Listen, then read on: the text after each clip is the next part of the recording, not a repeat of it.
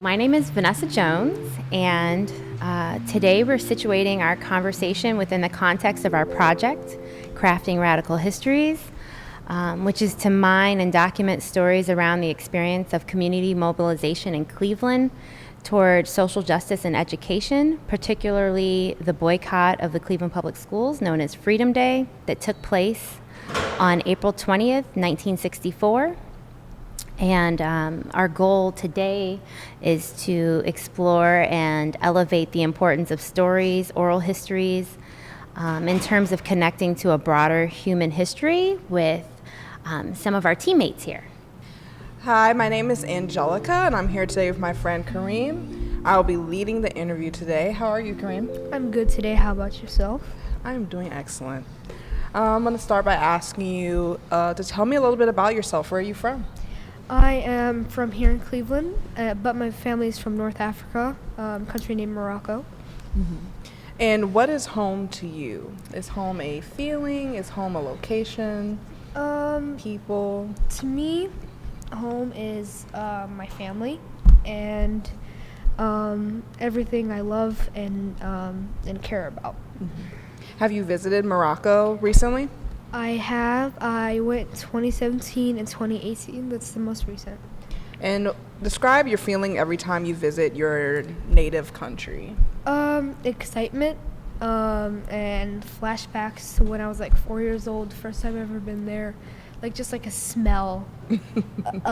Like you smell something and it just brings nostalgia and you just feel like you're back there when you're younger and everything's easy. When you're on the flight, how do you know you're home? Like, what can you see from below, from your airplane seat?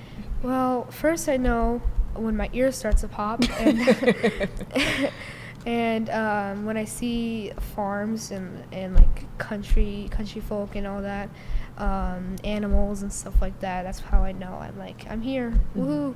7 hours. And let's compare that to when you visit Cleveland, when you come back to your home here. How do you feel then? Recently when I came back, I saw the rain, and I was like, oh. So yeah, that's when I realized that I was back in Cleveland, and I felt like in 2018 I didn't go with my family. I went with only my dad, so it was excitement, and I felt happy. And when I saw my sisters, I just hugged them because I really missed them. It was a long time not being with them, even though we fight a lot. we still love each other most of the time. So when you're at either of your homes, do you ever feel homesick for your other home? Yeah, it's actually, the more I say in Cleveland, the more I miss Morocco. The more I say in Morocco, the more I miss Cleveland. Just because Morocco, when you go there, you have to deal with the family. And okay, so let's get if my family is unique. Okay, so that's all I'm gonna say. But keeping it PG. Yeah, PG, sure. How about PG-13? Where do you feel like you belong the most? So it doesn't have to necessarily be Cleveland or Morocco. It could be your room, a restaurant. Where do you feel like you most belong? In my house, on my phone, on my electronics, anything like that. I just like to stay to myself. Not all the time. I like to be social. I can't talk today. Okay. But yeah, I like to interact with other people, but I want my alone time on my phone, Instagram, stuff like that, social media, all that. Can you recall a time where you felt like you didn't belong? Last night. No, I'm just kidding. Maybe when I was in Morocco. Because in 2018 when I last went, I have cousins that are way older than me, 18, 20, like all that. And I just wish I wanted someone around my age. I was just the middle child, basically. And there's older and younger, that's all. And I wanted my sisters to be there so I can, because it's kind of hard too talk when you're not 100% fluent, when you're only like 95% fluent in the Arabic language. So I'd rather have like a sister of mine to be there and joke around with, preferably my sister Ayo. Yeah. So how do you combat with that feeling of not belonging, I get on especially my with phone. family? I don't know. I like to, my aunts, I love them so much, especially my aunt. Her name is Hafida, and she is really close to me. She's like a second mom. That's her nickname. Second mom, but in Arabic. So, yeah, I spend a lot of time with her, spend a lot of time with my cousins. One of my cousins actually knows a little bit of English, so I can translate. And when I don't know something, I can, talk to them, and they can help me out. And do you have a religious background? Yes, I am a Muslim. It's the primary culture and religion in Morocco, and that's what my parents were and my grandparents, so I just inherited that from them. So you have the piece of your Moroccan heritage and your Muslim religion. How do both of those things define you? They're kind of the same. Like, everything you do in Morocco is based on the religion. Like, they're just like assets of living there. Like every day, 5 times a day, the call of prayer goes off, and it's just like quiet, and there's not much noise, especially during Ramadan and during the fourth prayer of the day. That's when everyone can eat. So everyone is out of the streets and everyone's inside the house, just like waiting for that moment to, to eat. They're excited. What is your favorite Ramadan memory? My favorite Ramadan memory is this year was my first full year of actually fasting, and my favorite moment of this whole year was the last day of Ramadan, because it was like it's in our religion, it's a special day, and you get to like go to the masjid, and pray, and it's the last day to seek forgiveness and all that. So yeah, basically that was a good day for me. I seeked forgiveness. I asked for health and to stay with my family for a long time. So it sounds like these parts of your life are very integral to who you are. Have you ever felt injustice or misunderstood based off these things? Yeah. A lot of times, actually. Would you happen to recall one time? Yeah. Many times? We could take as many times. Let me just tell you the main 3, if I can get to 3, because I'm really tired right now. I can't really. Okay, so first is growing up in elementary school, 3rd to 5th grade, I was called a terrorist due to the news and what's going on in the world against terror, 9/11. All that is led to Muslims, and according to the kids, I was one of them, and I wanted to blow them up. So I explained to them that's not what I want to do, but they insisted that I was one of them, and I didn't like that, and I would come home crying. So They said you wanted to blow them up? yeah, not exactly, but that's what they intended. They were like scared of me, intimidated. And before this incident, did you have a sense of what the word terrorism or terrorist meant at the time? No, because it's around that time we just started learning about 9/11 and U.S. history and all that. So I really never knew about terrorism, and people who say that they're a part of my religion is a part of that. Like ISIS and Al-Qaeda, they killed many people, and that's in our religion, that's wrong. You shouldn't be doing that, and yeah, it's not okay. Well, I'm sorry you had to experience that, especially at a young age. Yeah. Do Thank you you. still carry those feelings with you now? The feelings you Um, felt then? only at the moments that I think about them, but I kind of forgot about it. Kids have been nicer to me throughout the years, like 6th grade, 7th grade. I've made more friends. 5th grade, I was in this whole I was popular basically. Did some crazy things. Fame is hard. Yeah, and another time was just recently, last week. I recall telling you this, but I was, me, my grandma, my parents, and my sisters were stuck at the border, and they had to check our stuff, and they were being like injustice and rude, and they weren't really kind to our belongings. They made a mess in the whole car. We had snacks and stuff, and the chips were all over the car floor. Yeah, so. And they kept us in there for like 2 hours, and it was a long delay to get home. It took us a long time. Do you feel like with the recent events with ICE detaining and deporting people, has your community has it been feeling more tense? Do you feel more on edge about it? Like you said, the border patrol stuff. Do you feel like that would have been something you would have endured maybe 3 years ago? To be honest with you, I really haven't thought about it until now.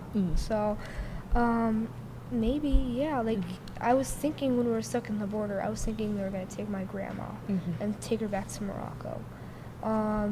I wanted her to stay, like, she was in Canada for about a month, and I wanted her to stay with us longer, because we only saw her for about 4 days. We were in Canada for 4 or 5 days, and we only saw her for that long, and I wanted to spend more time with her.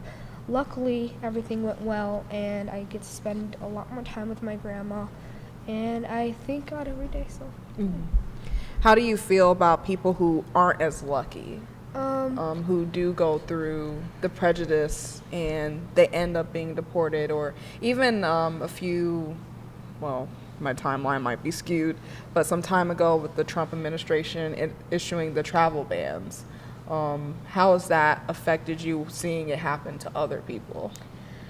to be 100% honest with you, it makes me feel sad, like seeing those kids getting hurt at the border, uh, you know, getting separated from their family.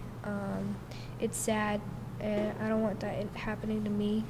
And I thank God, again, for being with my family. And I'm just happy that I can be one of the lucky ones, but it's just, and especially the travel ban, that's one of the reasons I hate Trump. So, yeah. I don't know. I just the travel ban. It's not something you should be doing when you want to make America great again. You wanna like invite people to live in a place that's supposed to be safe. So I feel bad for everyone on the Mexican border that can't get in and is trying to run away from some bad things or bad decisions.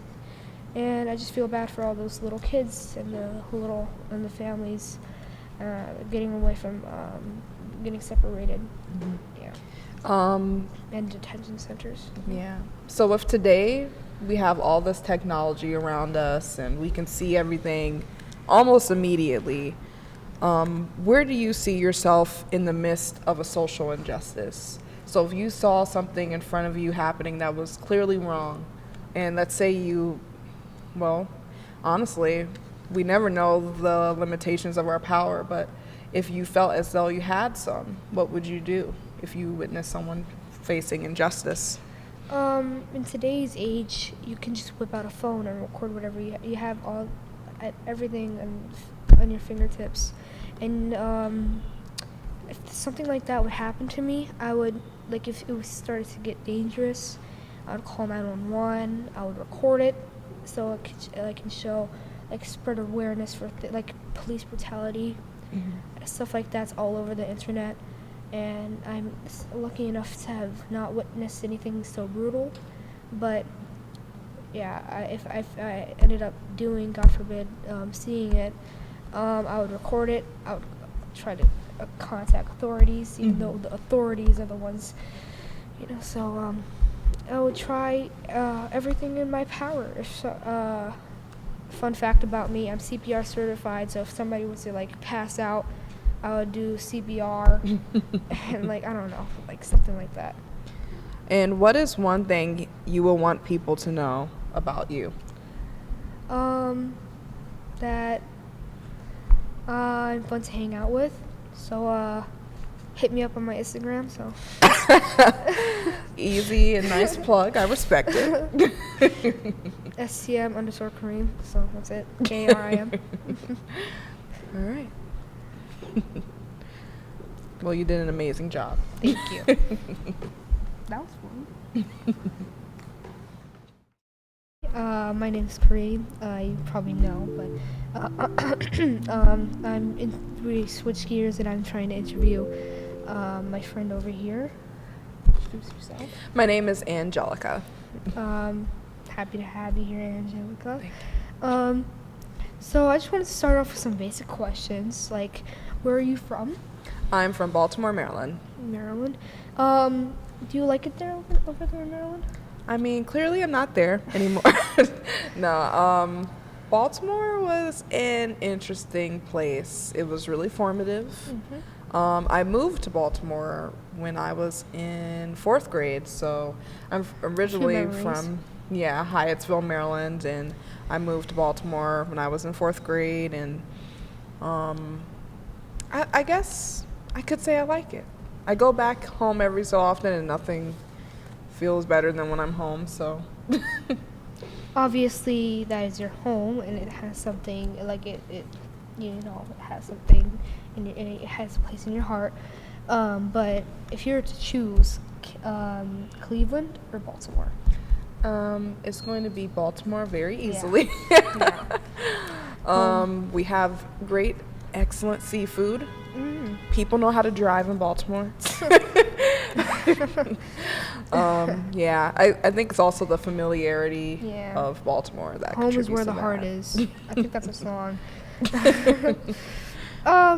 So let's get deeper into the what type of injustice have you experienced?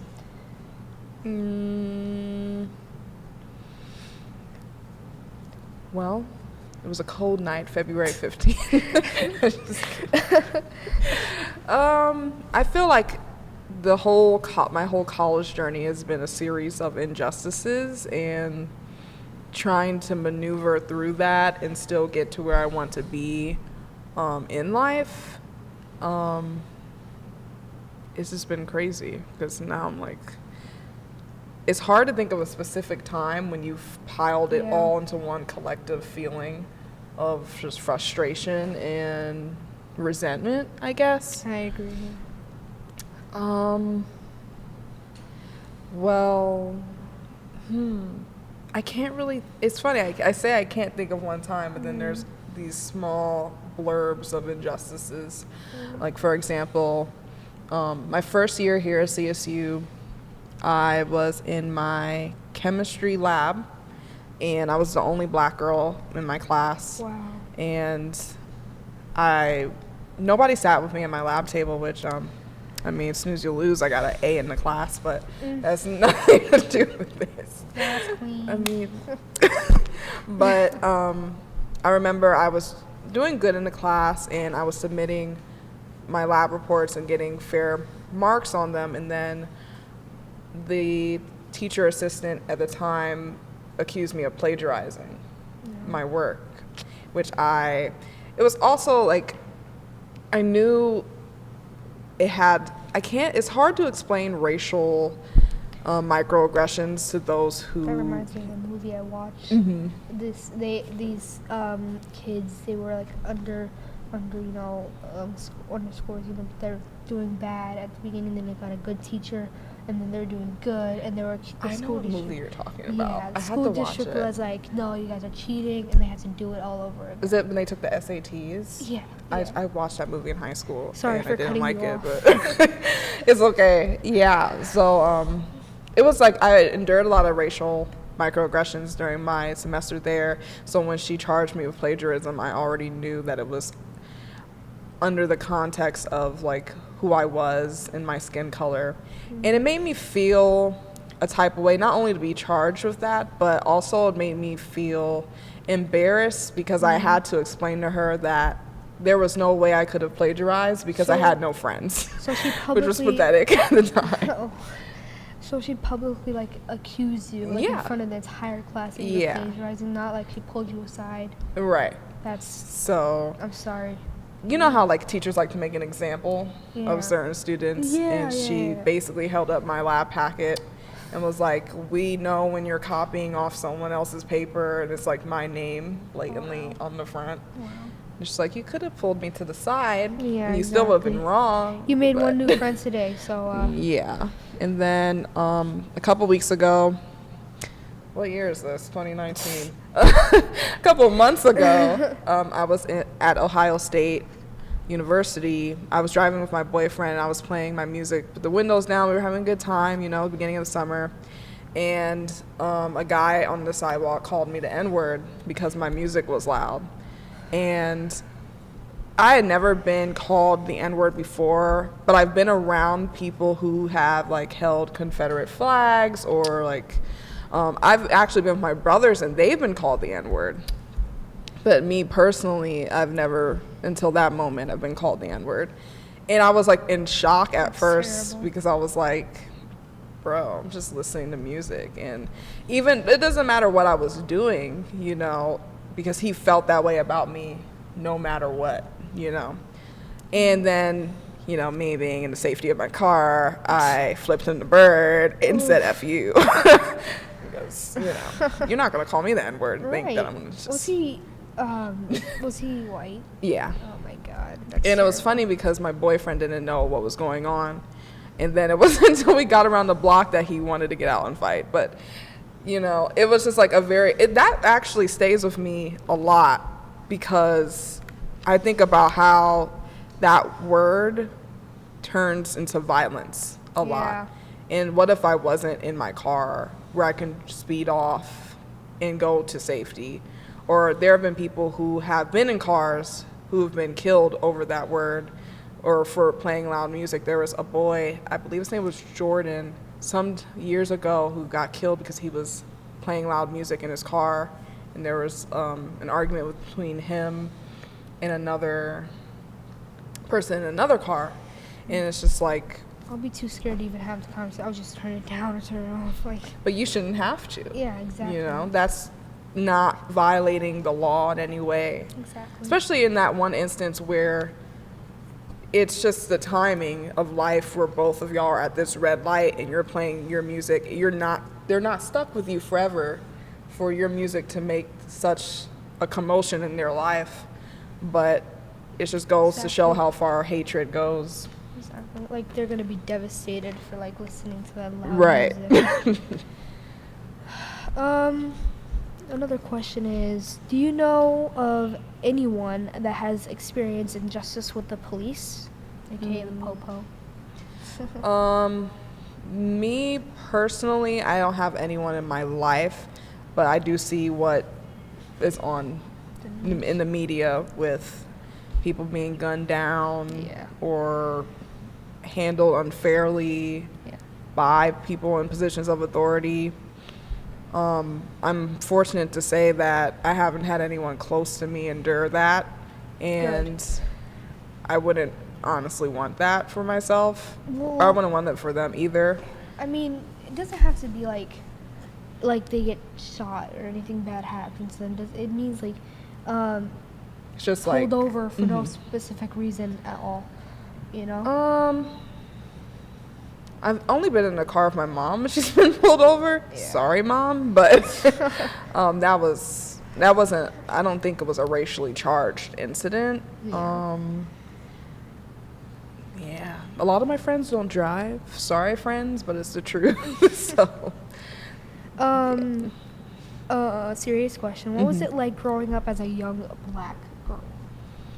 um, growing up as a young black girl just didn't exist for me because I was always older than what I was to either my family or society. And I don't think, You matured. yeah, I was like forced to be a mini adult very young, which sucks because now I find there's parts of my personality that are very like childlike in a very immature way in which that that should have been tapped into when I was a young girl. And like it's very hard to describe sometimes. Like when I see kids having genuine fun, I wish that I would have had that genuine fun when I was a kid. And there's things I want to do now that is just inappropriate for my age. But it was just a lot harder just dealing with a single mom and babysitting my brothers a lot of the time. And then even getting older and being the first one to graduate from high school and first one to go to college, it's like I've been navigating this world by myself. And then when I need help, I don't know who to go to because I've been taking care of myself for so long. And I'm just like, a lot of the times I tell people I still feel 16 mentally, even though I've been dealing with a lot of adult things at the same time. Like I can do my taxes and then I'll be pining about high school prom at the same time, but then I'm like, I'm 23 and that prom's not happening. So I don't know why I care anymore. So it's just, growing up has been a very weird time. Hoping at some point it makes sense. Are you the only sister in your family? I used to be. I have a baby sister. She's 3 years old, but it used to be me and my 3 brothers. So, there are some pros to being an adult. You can buy stuff, like a lot of stuff. You know, getting a job. I and don't get know. Money. The lies. I can't wait to get money. The money is great if you could spend it on things you actually want to spend it on.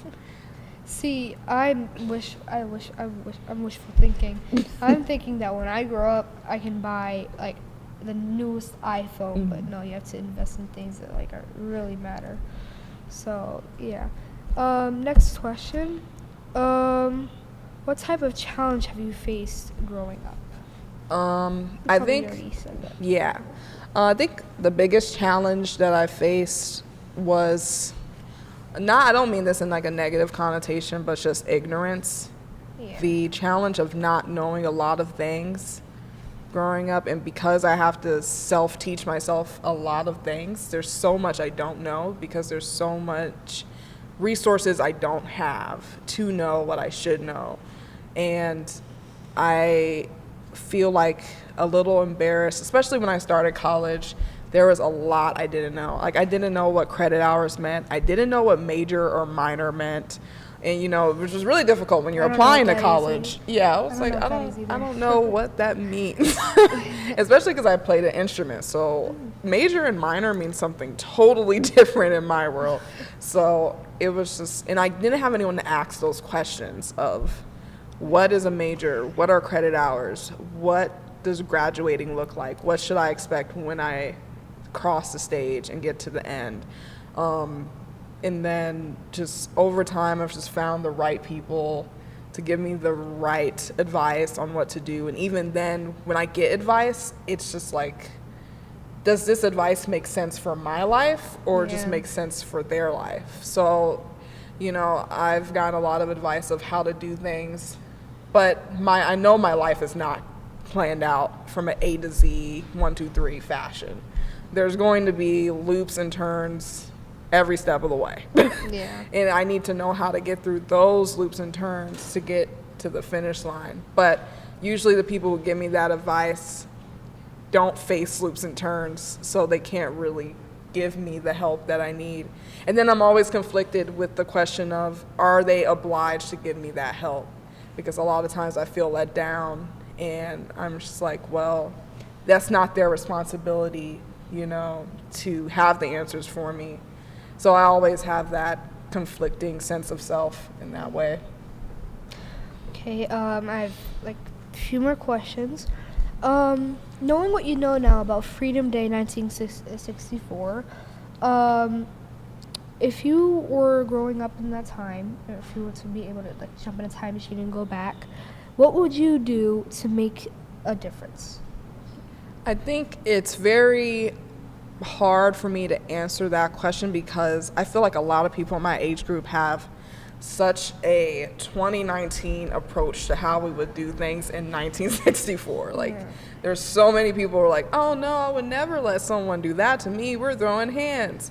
Not really. I mean, back then when there were just people getting hosed down and the police brutalities, which still exist today, I mean, It was worse. yeah, so. And like other people didn't care about this. So. Exactly. So. Like, let's take Birmingham, Alabama, for example.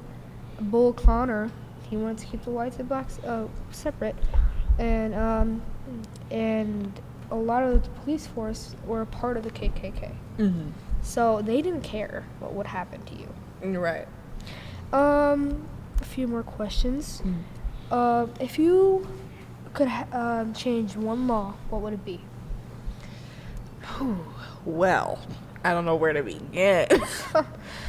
Wow. I feel like a lot of the issues that we have aren't even official laws. It's just stigmas and policies. Or make a law. If I had to make a law, wow, there's so many. I really can't pick one. Well, first, we're abolishing ICE, first and foremost. Two, we would.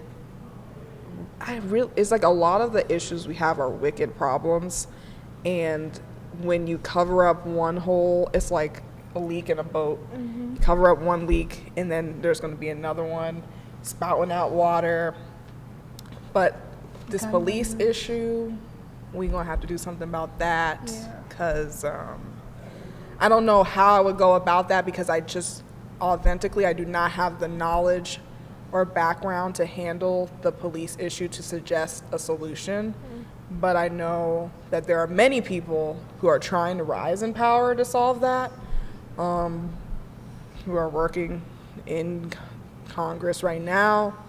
So until I get to that point, I'll leave that to them. But yeah. Another one, if you could go back in time and change one event, like a killing of a president or anything like that, what would you change? I would change the not antebellum period. What is the Reconstruction period after the Civil War, and black people would get reparations.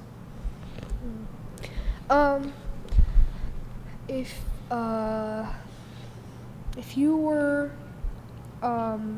in charge of this like mega business, and let's take like Jeff Bozo. I don't know how to say his last name. Yeah. Like he Bezos, yeah, something like that. Bezos. He's the richest man in the world, over $10 billion, and a lot of his employees are poor. Bless you. Thank you. A lot of the employees are poor and they don't have money. But if you were like a founder of a major company, what would you use your profits? If you were like a billionaire, just like Jeff. Well, I will send all people of color to college for free. Oh. I already Next want to have like a scholarship fund eventually in my life for if I ever went back home. I would send black students, well, not send them, but I will give them a grant to go to a school of their choosing. Because when I was in high school, I went to a predominantly white high school, and I didn't get any scholarships because of the school I went to. And I just think about how shortchanged a lot of other students are, because they have to go out of the way to go to better schools, and then when it comes time to go to college, they don't have that money. And I feel like an investment in education is an investment for the future, as cliche as that sounds. And I think black people could really change the world. Yeah. But I'm clearly biased but it's the truth. I agree. If you were to be like the president, what would you do? If I was the president, what would I do? Well, first, that was a great question. I wouldn't be golfing in Mar-a-Lago. I would tell you that.